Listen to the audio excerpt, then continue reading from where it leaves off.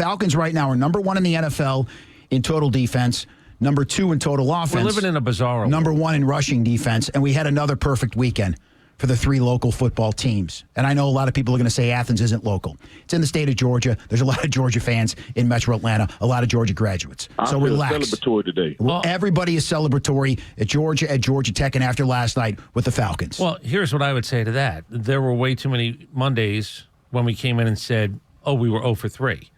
So it's always been 3 teams when it comes to football season. Yeah, but I mean, it's always been that idea that it's 3. It's Tech, it's Georgia, it's the Falcons.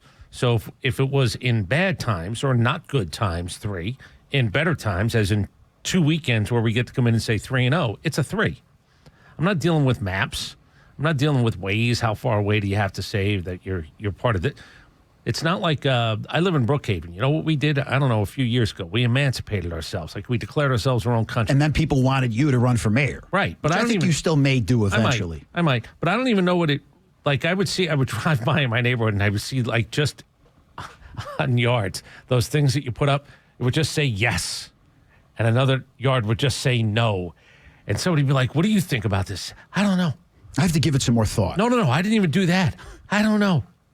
I don't know what it means. My point is Athens part of Atlanta? No. Is it part of us in the Georgia sports community? Yes. Yeah. Because we are the official sports talk station of Georgia. I could be unofficial, and I would just tell you that especially for us, though, it counts. We have Tech. We have Georgia as far as the official sports talk station. I think we try a little bit too hard with some of that stuff. Well, listen, take that up with people on the other side of the building. I'm just trying to be a good soldier. Just let it be. Last night, 24-14 is the final. Fewest points the Bills have scored since week 4 of 24 when they scored 10 against the Ravens. And now this is the bizarro world because we have to dive into the record books again for all of the right reasons when it comes to the Falcons. They have held 5 opponents, all 5 this year, to less than 300 yards. Last time that happened in 5 straight games, the magical season of 1998. They have not allowed 200 passing yards in all 5 games. The last time that happened, way back when, in 1991. This defense is as advertised right now. And I said it during the morning crossover, and I'll say it again. I've never seen Josh Allen as confused, as unsure of himself as he was last night. I'm going to go with beat up. Now, I'm not telling you I'm watching all of the Buffalo Bills post-game press conferences, but that guy went to that one beat up. They showed him at one point sitting on the bench trying to grab some wind. You made his life difficult. He was in mud last night. You did that. And they had injuries. Sure, you want to do that? Okay, now I'm going to put that over here because that's where it belongs, over here. You get 17 cracks in the NFL to win or lose a game. What your 46 consists of on game day, I don't care. I don't care. Some days you're going to get lucky. I'm playing a team that's beat up. Some days, wow, they're clicking on all cylinders. What a bad time to play them. That's what happens over the course of 17.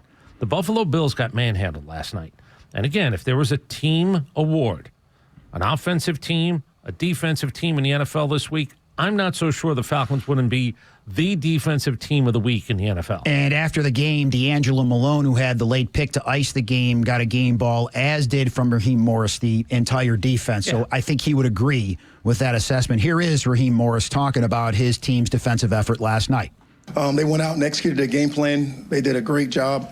I can't wait to watch the film to see all the execution, the things that we talked about come to life. I can't wait to watch those guys go out there and play for each other like they did today. It was a very excellent job by those guys going out there, rushing a very good quarterback, keeping him in the pocket up into that last drive or whatever the case was. He was able to get out, but those guys did a great job of executing the game plan, doing exactly what we wanted to do versus a very good football team. 4 sacks, 6 pressures. They blitzed 71% of the time in the second half. And it's one thing to blitz, but it's another thing to not know where the blitz is coming from. And that's what the Falcons did better than anything last night, disguising prior to the snap what they were going to do. And that's why Josh Allen had that glazed over look on his face. Guy's the MVP of the league. My MVP was better than your MVP last night. Let's start with that. Bijan Robinson was better than the MVP of the league last night. He was the best player on the field. Can I do a callback to something we talked about in August? In August, I looked at you and said, there's no chance this team is good unless Bijan Robinson is hands away the MVP of this team. Then we went a step further. How many times will Bijan Robinson be the actual best player on the field? And then the last part was, how many times will Michael Penix be the better quarterback on the field? Guess what? He was the better quarterback on the field last night. Across the board, mission accomplished. Bijan Robinson, the 81-yard touchdown run, put the Falcons ahead 21-7, 170 yards on 19 carries, 6 catches for 68 yards, a career best 238 yards from scrimmage. And again, we dive into the record books. According to ESPN research, Bijan is the second player to reach 450 rushing yards and 300 receiving yards through his first 5 games of the season in NFL history. The only other Hall of Famer, Thurman Thomas, for the Buffalo Bills in 1991. A couple of weeks ago, we talked about it. Thurman Thomas, Marshall Faulk, Roger Craig, those types of guys. Can he be that type of guy? Well, yeah, he's certainly capable of that, and the offense ran through him last night.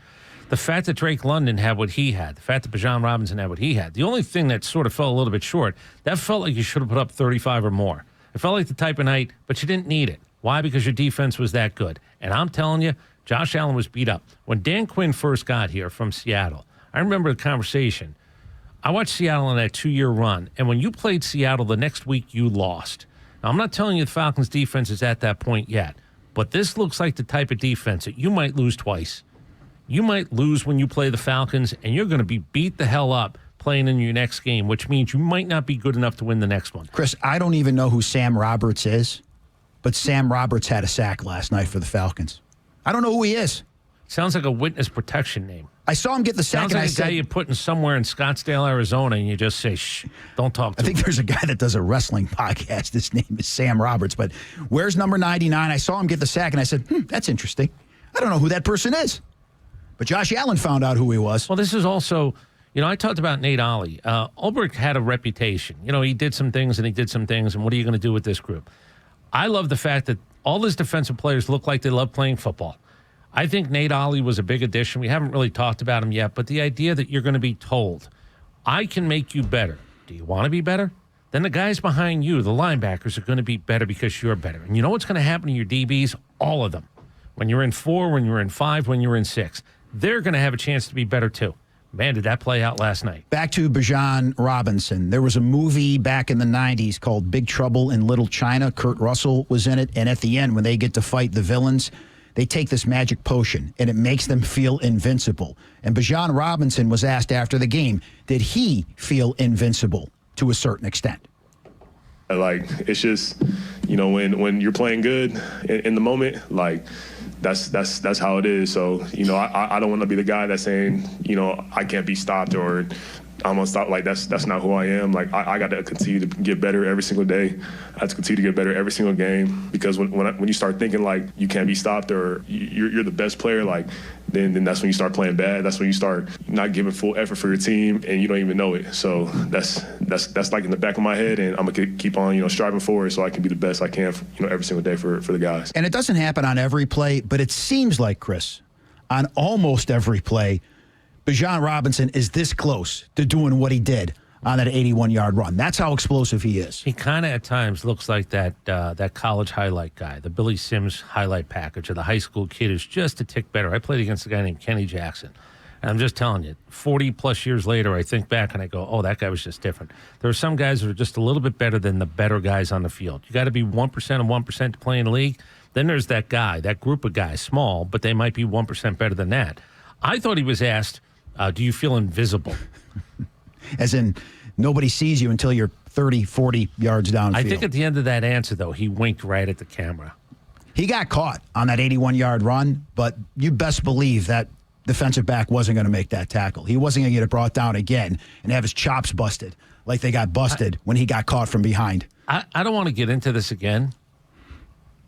Do you know, plenty of time, 59 minutes and change to still go. They fumbled on the first play of the game. He fumbled on the first play of the game, but thank God it was like a do-over. Didn't count. Offsides. Adult do-over. Buffalo was offside. It was like Kirby Smart ran onto the field and said, but, no, that shouldn't be a fumble. Okay, it's no fumble. Thank goodness, because then you took the ball to start the game. And there's a debate whether you like that. Do you like the ball in the second half? I don't know. I do think who your opponent is, maybe road away has something to do with it. If you're on an outdoor stadium, what about the wind? Maybe you want to play that game of figuring out what quarter you want wind at your back, and the guy I'm going to throw the wind in there. There is something to it. I've never believed that you should just emphatically say, we defer every time. Because, again, I think that's the first decision that you're making as a coaching staff. Now, make it based upon something other than this is what we always do. What you say makes sense, and it worked out last night. But I will say, when Drake London goes for broke and doesn't score the touchdown on the final play of the first half, and it's 21-7, and you know Buffalo is getting the ball to start the second half, and then Buffalo goes right down the field and scores, and it's 21-14, everybody's on the edge of their seats. Everybody is nervous. But you can't have it both ways because you scored to start the game. So you can't have it both ways. Like, listen, with this team, again, it's like the safe is just hanging out the window. Please, nobody cut the rope. That's going to hurt if it lands on us. I used to call it the uh-oh factor. There's an uh-oh factor moment with the Atlanta Falcons. Who knows? Maybe that's not going to happen so much this year that we have to live in a world where we don't go to the playoffs again. I want to say one other thing. I think the NFL is really strange in this regard. You have to look locally. Locally is the division. You have to look locally. I get that. But you're allowed to look globally. Globally in the NFL is the NFC. And go look at the standings in the NFC. Tampa Bay's got 5 wins. Detroit's got 4. Philadelphia's got 4. The team they're playing this Sunday night, San Francisco, has 4. Seattle, Los Angeles, all have 4. Green Bay, Minnesota, Washington, Carolina, all have 3 wins. So that's the company you're keeping. You got to keep winning right now. Nothing is guaranteed. Yeah, because you get, like, people talk about how many playoff spots there are. No, there aren't as many as you think. You win your division, other teams get to win their division. Now we're down 2 fewer. So keeping up with the Joneses, or in my world, you can lose the battle. I didn't win the division, but you need to win the war. If Chicago's going to be better, don't fall behind. If San Francisco is going to be better, don't fall behind. If the Rams are going to be better, don't fall behind. How do you do that? You beat a team like Buffalo. Whether it was Monday night, Sunday morning, Thursday afternoon, I don't care when it was. The fact that the world saw you just makes it a lot more enjoyable as a Falcons fan. That part is real. That part feels good, too. Now you can't give anything back. You just have can't to give anything build back. on this in San Francisco next Sunday night. Michael Penix, as you said, was the better quarterback. 20 of 32, 250 yards, and a passer rating of 97.1. Here's what he had to say about his team after the game. We one of them ones. Like this team is really good. This team is really legit. And I feel like the talent that we have on this team, it definitely helps us a lot. And obviously with great coaches, man, this team is well coached all the way around. So it's awesome to see. And obviously we did have that one game that we didn't like, that Carolina game, not putting up any points on the board, but I knew that wasn't us. So I didn't let that, I didn't soak into that and, get in my feelings about that game because I knew that wasn't us that day. I knew that wasn't me that day. As long as we continue to trust in each other and go out there and play for one another, we'll be fine. Sometimes you need the kick in the ass, and maybe that Carolina humiliation was the kick in the ass that they needed. Maybe we'll look back on that when all is said and done and say, in a way, that was a good thing. I don't know if that's an NFL thing all the time, but there is something to, you thought you were better? Well, you're not. You just found out. Don't fall 2 games behind them. You could be the third-place team now. You know why you're not? Because you beat the Buffalo Bills last night. I'm going to give you one more. Sunday night, they got another primetime game. I kind of like the fact that maybe people are going to read about it or you watch it or whatever, and you go, okay. Like I'm talking about somebody 6 states over. Bijan, okay. And what they're going to do on Sunday night, do you know what the pictures are going to be?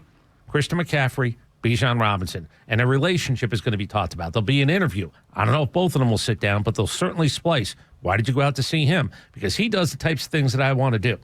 That's the storyline. It's Christian McCaffrey, Bijan Robinson. Who wins the game? Because there's a really good chance who's better with them wins the football game as a team. Everybody as a team did so well that we forget that Drake London had 10 catches for 158 yards and a great effort to score a touchdown. It just feels like it's like forgotten. It feels like it should have been more than 24 points. Now, look, the clock thing at the end, not getting in, what was going on for 20 seconds before that, as we like to say, today's not the day. I'm feeling celebratory. We are celebratory today. But clean it up.